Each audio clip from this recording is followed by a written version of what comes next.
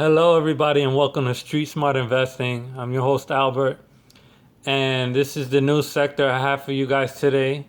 This is going to be a two-part series for this sector.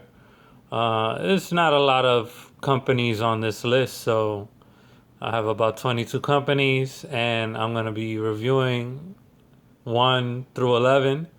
And this is the auto and truck manufacturing companies.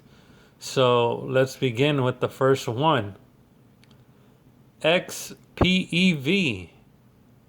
And just a quick note, some of these companies are Chinese companies. I know some people might be biased and not like China or what's going on. And, we're Americans. We take pride in our work and stuff. And screw China, and people have their own opinions. But hey, look into it anyway. These are companies anyway.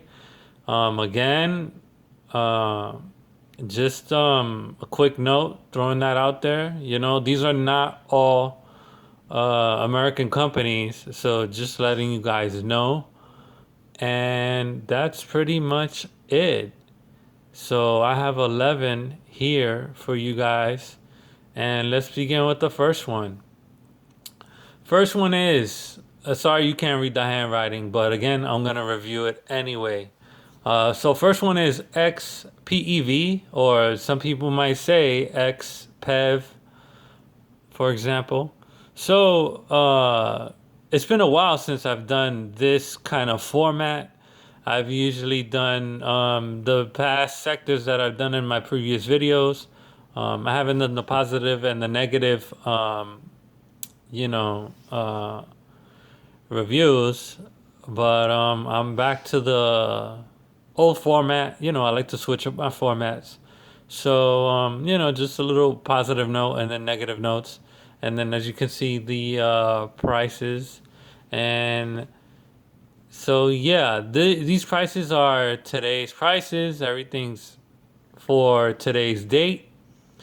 Today is September 3rd, and the first one is at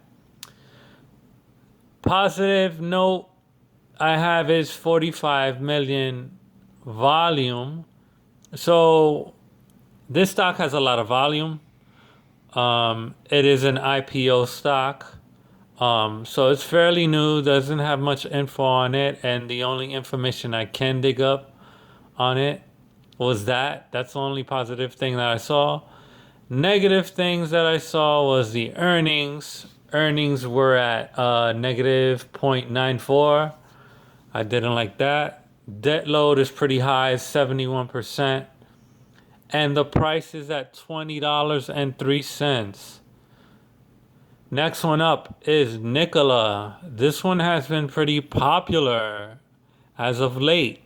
This was a new IPO that released this year. I think about maybe 3 months ago. And this is supposed to be the next electrical vehicle for trucks. And supposedly, all these automated trucks, instead of having truck drivers and stuff, you're going to have like automated systems in it and, backup batteries and all the goodies in it. Supposedly, this is what has been going on. Nikola has not been making any sales, but they're just selling on the concept of making it. So pretty much, they have the engineering and designs behind it, but they don't have somebody to make the actual vehicle. There were talks back in, I think in, when was it? I think I heard maybe January or February that they were in talks with Ford, and Ford got kind of pissed off because, they thought, why would we manufacture an electric vehicle when we're doing that ourselves?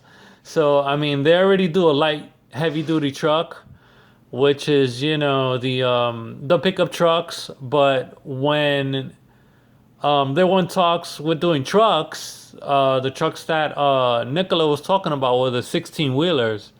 So I don't think. I mean, I don't know what Ford wants to do. Apparently, haven't heard any news on Ford. Um, I'm not much of a Ford fan anyway, so I haven't been keeping up with them anyway. I'm sure they're gonna be in this review, in the next review anyway, because they're part of a auto and truck manufacturer.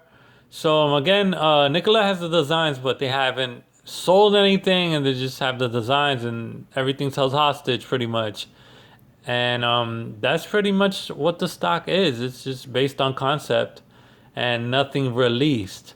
So I have for positive notes 13.6 million in volume, 5% debt. That's kind of hard to believe for an IPO, but it is what it is. I'd rather wait it out a year and see the real numbers and have a true accuracy as to what the numbers really are, because they haven't made legit sales yet. So again, this is all speculation on Nikola. So negative notes I have is earnings per share at negative zero point 0.4. The PE ratio is horrible at negative 96. And they are selling today at $36.15 per share. Next up is FUV. They got a nice chart. I saw 25% debt, and they're at $5.70. Negative notes that I have is earnings per share at negative 0.71. PE ratios at negative 8.86, close to a 9. I do not like those numbers. I haven't really mentioned fundamentals in this chart and stuff because, again, fundamentals are looking pretty awful, and September is a pretty awful month anyway. If you're a buyer, things look good. If you're a seller, things look even worse. But yeah, those are the numbers I have. So next up, this was the only one that seemed pretty decent. This is HMC, Honda Motors. I like their chart. So this everything that I wrote down on my notes is pretty technical. So they do pay a dividend. Again, I had a nice chart. Earnings per share were pretty decent. The PE ratio was pretty decent. I didn't write the numbers, but again, everything was pretty decent. Cheap price at $25.29. Not too bad. Negative notes that I wrote down, they are at 60% debt. They could do a little bit better since car sales are up overall anyway because of the low interest rates and all that. Also, the return on equity was really, really low. So if you put your money down on a stock, you might break even or not get a good return. So the return I have is 2.5%. Extremely low, horrible number, but for the most part, it looks okay. Honda Motor looks okay. Next up is LI. They got volume.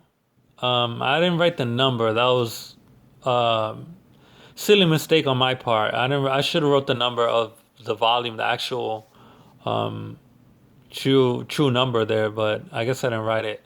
I guess it wasn't important enough to write it. Maybe that's why. But I have debt at 50%, and the stock is at $16.91. Again, that was LI. Next up is Workhorse, also known as WKHS. Good volume. The chart is pretty decent. They're holding up. And when I say they're holding up, they're not really dropping. It's just flatlined. So they had a shoot up in the chart. So it had a bullish pattern. And they had an uptrend, and it just kind of held up and stayed flat. So that's not a bad thing. I think that's a good thing. I haven't really detailed the chart, but I have so many companies to review. But so far, looks pretty decent. Negative notes, the earnings per share at negative 1.86. PE is -9. Debt is at 227%. Sky high. Do not like those numbers just because of the debt. But the share is $17.67. Next up is Neo. I saw them a few months ago. They weren't too bad. Volume is extremely high. Decent chart. Looks good for the short term.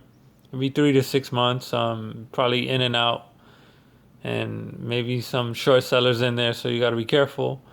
Negative earnings. You see it at -1.14. PE ratio, -17. Debt is at 98%. I don't like that number at all. So what that tells me, horrible. I'm gonna stay away from it fundamentally, but on the short term, if you want to be in and out for a few months, go right ahead, do your research, jump right in. $18.70. But again, I'm not too crazy about it fundamentally. Next up is NIU. Volume is okay. Could be better. I should have wrote down the number, but I didn't. I guess it wasn't too important. The stock I'm not too crazy about. The chart was holding up, so it was flatlined. It must have had a short burst up, going upward, and then it went flatline, so it's not too bad. Decent chart. Earnings per share, 0.25. Not bad, but needs work. PE ratio, pretty high as well. Another positive note, 81 for PE. Return on equity is 21%. Not bad. Debt is at 50%. And they have negative cash flow. This one, I would say, would be a watch list. But technically, on technicals, it's okay. Watch listed, I guess. Share is at $19.73. Next up is SHYF. Good chart. Return on equity is 20%. PE is at 19%. Sorry, 19. Earnings per share is at 1.06. Debt is at 49%. Not too crazy about it, but whatever. $20.06. I would say not watch list. Next up is REVG. $8.14. Negative earnings.